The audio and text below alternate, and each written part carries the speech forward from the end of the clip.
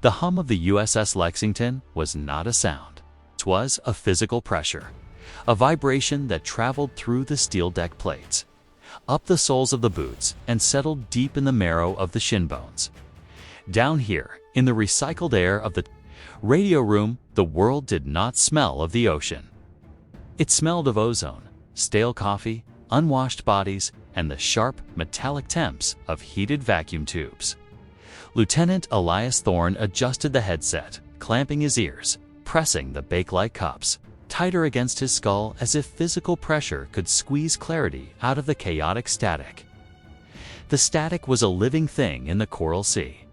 It was a shifting wall of white noise. It's composed of atmospheric interference, the distant lightning of tropical storms, and the ghostly bleave-over of 1,000 panicked voices shouting into the void. It was May 7, 1942. The world outside the hull was a blinding expanse of blue water and tropical heat. But inside, time was measured only by the sweep of the second hand on the bulkhead clock and the rhythmic flickering of the signal strength. Needles. Thorne rubbed his eyes, the grit of sleeplessness feeling like sand under his eyelids. They had been at general quarters for what felt like a lifetime, living in a state of suspended animation where the threat of death was constant but invisible. This was the new war. The old salts talked of battleships lining up, broadsides thundering, seeing the whites of the enemy's eyes, but here the enemy was a phantom. The Japanese fleet was out there, somewhere in the vast, indifferent ocean, a collection of mathematical probabilities and radio intercepts. They were fighting ghosts. Thorne reached for his mug, finding only cold, bitter dregs. Beside him, Petty. Officer Miller was hunched over a decoding pad, his pencil scratching furiously, a sound that seemed impossibly loud in the tense silence. Miller looked like a child playing dress-up, his uniform hanging loosely on a frame whittled down by humidity and anxiety. "Anything on the tactical frequency?" Miller asked, not looking up. "Just ghosts," Thorne muttered. "Atmospherics are heavy. I thought I had a cruiser contact 5 minutes ago, but it dissolved into rain clutter." "Ghosts with torpedoes," Miller said, finally lifting his head. His eyes were rimmed with red. "Captain says we're close. Says the Yorktown is picking up. Chatter to the north." "The captain says a lot of things," Thorne replied, turning a dial with microscopic precision. The static hissed, rose to a shriek, then settled back into a dull roar. That was when the disturbance happened. It wasn't a scream or an explosion. It was a discrepancy. Thorne's hand froze on the dial, buried deep within the wash of static. On a low-band frequency usually reserved for weather telemetry, there was a rhythmic pulse. It wasn't Morse code. It was too fast, too mechanical. It was a carrier wave, a homing beacon, but it was wrong. The oscillation was slightly off-key, a mechanical warble that didn't match American equipment. "Miller," Thorne said, his voice barely rising above a whisper. "Check the logs. Did we launch a scout plane on Vector 305? Mila fumbled. "With the clipboard, 3-0, ... No. Search sector is 180 to 270. "Why? I have a signal," Thorne said. He closed his eyes, visualizing the invisible waves traversing the curvature of the Earth. "It's weak. Bouncing off the ionosphere, maybe, but it's getting stronger." He spun the direction-finding loop. The needle twitched. "Is it a bogey?" Miller asked, his pencil hovering. I don't know." Thorne felt a cold prickle of sweat move down his spine. The signal was clean, too clean. It cut through the atmospheric soup like a razor. If it was a Japanese scout plane, they were transmitting in the clear, which was suicide. Unless they didn't care. Unless they had already found what they were looking for. "Get the bridge," Thorne ordered, but his hand was already moving to fine-tune. "The gain? Tell them I have an anomaly on Vector 305, signal strength increasing." As Miller reached for the handset, the anomaly changed. The mechanical warble dissolved into a voice. It was faint, distorted by miles of ocean and interference, but unmistakably human. It was Japanese, rapid, high-pitched, urgent. And then, terrifyingly, it was overlaid by another voice, an American voice. A pilot, Angels 10, looking a T. Looks like a flat top, distinct wake. The American voice was calm, the professional detachment of a man observing death from 10,000 feet. Miller, belay that. Give me the amplification on channel 4. The room seemed to shrink. The air grew heavier. Thorne pressed the headphones so hard his ears ached. He was eavesdropping on a conversation between predators. The American pilot had found something, but the Japanese voice was getting louder. He sees them, Thorne whispered.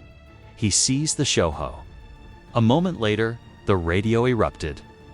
The static broke apart, shattered by the jubilant, terrifying cry that would echo through history.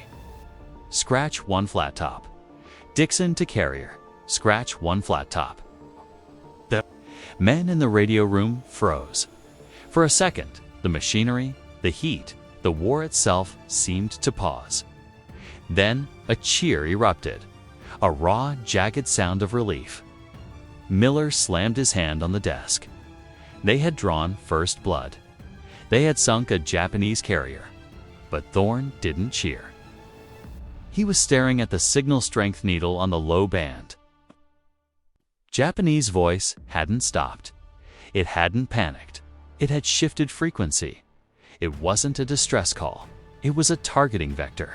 They know, Thorne said, the realization hitting him with the force of a physical blow. Miller, shut up. Listen. The room went silent.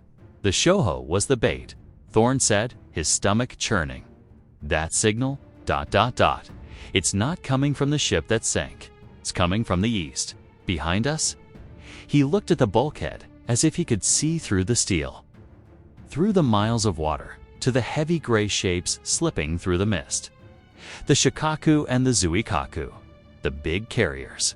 The real threat, they weren't north. They were flanking. Bridge. Thorne yelled into the mic, abandoning protocol. Radio, Lieutenant Thorne. Taking heavy signal traffic from the east quadrant. Possible. Enemy fleet concentration on vectors. Repeat, 090. Radio bridge, a curt voice crackled back. We have clear skies to the east. Scouts report empty ocean. The scouts are wrong. Thorne snapped, the panic rising in his throat like bile. The signal strength is increasing. They are beaconing an aircraft. Multiple wings. There was a pause on the line. A long, agonizing silence where Thorne could hear the ghostly Japanese voice counting down coordinates. Copy, radio. We will advise combat air patrol. The line clicked dead. Thorne slumped in his chair. He looked at the frequency dial. The Japanese voice was gone. In its place was a rhythmic, rising hum. It wasn't a radio signal anymore. It was the sound of the enemy closing the distance. The next 12 hours were a blur of sensory deprivation and overload. Thorne didn't leave the room. He lived in the headphones. He heard the war in fragments. He heard the panicked yelps of the Wildcat pilots trying to intercept the incoming waves. He heard the specific, terrifying thrum-thrum of Japanese torpedo bombers over the open frequencies. He couldn't see the sky, but he could feel the ship reacting. The Lexington Lady Lex was a massive beast, over 30,000 tons of steel, yet she danced. Thorne felt the deck heel sharply to port, throwing him against the console. Coffee mugs shattered. Manuals slid across the floor. Hard starboard. Miller yelled, bracing himself against the doorframe. The anti-aircraft guns opened up. It started as a distant popping, like firecrackers, then grew into a continuous, thundering roar that vibrated the fillings in Thorne's teeth. The 5-inch guns, the 1.1-inch Chicago pianos. The .50 calibers, they were all screaming at once. Thorne wasn't a soldier in a trench. He was a technician in a tomb. He couldn't shoot back. He could only listen. He heard a pilot screaming that his canopy was shot out. He heard the calm, clipped voice of the air boss directing traffic. And then he heard the sound that every sailor dreads. It wasn't a noise. It was a sledgehammer striking the bottom of the world. The first torpedo hit the port side forward. The explosion didn't sound like a boom. It sounded like the ship's spine, cracking. The lights in the radio room flickered and died, plunging them into a terrified darkness before the red emergency battles blinked on, bathing Miller's pale face in the color of blood. Damage report. Thorne yelled, though he knew no one on the bridge was listening to him now. Another impact. This one amidships. The Lexington shuddered violently, a metallic groan echoing through the hull plates. Thorne was thrown from his chair, his headset tearing away. He scrambled on the tilted deck, the red light spinning, the smell of burning oil suddenly overpowering the ozone. "They're tearing us apart," Miller whimpered, huddled under the desk. Thorne grabbed the edge of the console and pulled himself up. He grabbed the emergency handset. The line was dead. The internal comms were severed. They were deaf. The irony was suffocating. He was a communications officer, and he was cut off from the world. "Get your life vest," Thorne ordered, his voice sounding hollow in the cramped space. "We need to move. We have to stay at station," Miller argued, his eyes wide and unseeing. "The station is dead, Miller. Look at the board." The instrument panel was dark. The needles had all dropped to zero. The heart of the ship had stopped beating, but the violence outside continued. The muffled thumps of bombs striking the flight deck above reverberated through the ceiling. Dust and paint chips rained down like gray snow. They made their way. They made their way.